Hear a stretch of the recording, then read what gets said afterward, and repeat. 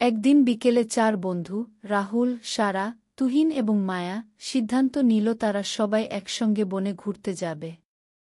তারা শহরের কোলাহল থেকে দূরে প্রকৃতির মাঝে কিছু সময় কাটাতে চেয়েছিল। রাহুল এবং তুহিন আগে কখনো বনে যায়নি, তবে সারা এবং মায়া আগে একাধিকবার বনে ঘুরে এসেছে, তাই তারা দুজনেই বেশ অভিজ্ঞ। প্রতিদিনের পড়াশোনার চাপ থেকে কিছুটা মুক্তি পেতে তারা সকাল সকাল প্রস্তুত হয়ে বনভ্রমণে বেরিয়ে পড়ল।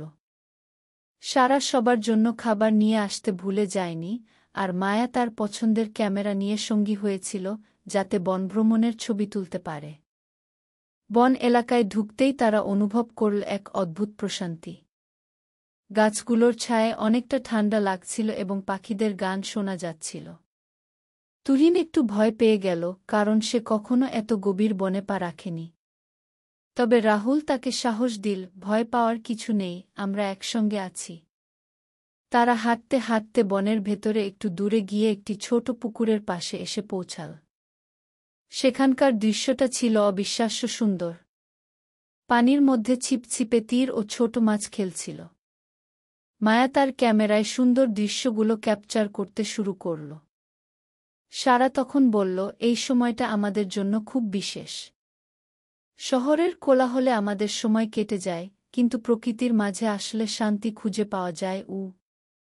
রাহুল একটি গাছের নিচে বসে গম্ভীরভাবে বলল, বন্ধুরা, আমাদের এমন সময় আরও বেশি করে কাটাতে হবে। প্রকৃতির মধ্যে ঘুরতে গিয়ে জীবনের আসল শান্তি উপলব্ধি করা যায়। তুহিন বলল, হ্যাঁ, আর আমি ভাবছিলাম বনের মাঝে সময় কাটানোর পর সত্যিই অনেক কিছু শিখেছি। বনের সৌন্দর্য, শান্তি আর প্রকৃতির মর্মবাণী সবই আমাদের জীবনে প্রয়োজন। এরপর তারা একসঙ্গে পিকনিকের খাবার খেতে বসে। আলোছায়ায় বনের মধ্যে তারা হেসে গল্প করে সময় কাটাল। এমন এক শান্তিপূর্ণ মুহূর্তে তাদের বন্ধুত্ব আরও দৃঢ় হল।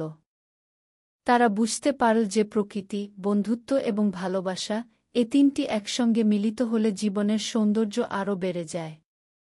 পরিশেষে তারা ফেরার সময় একে অপরকে বলল, আগামীতে আবার বনভ্রমণে আসব, এই সুন্দর মুহূর্তগুলো আমরা কখনো ভুলব না।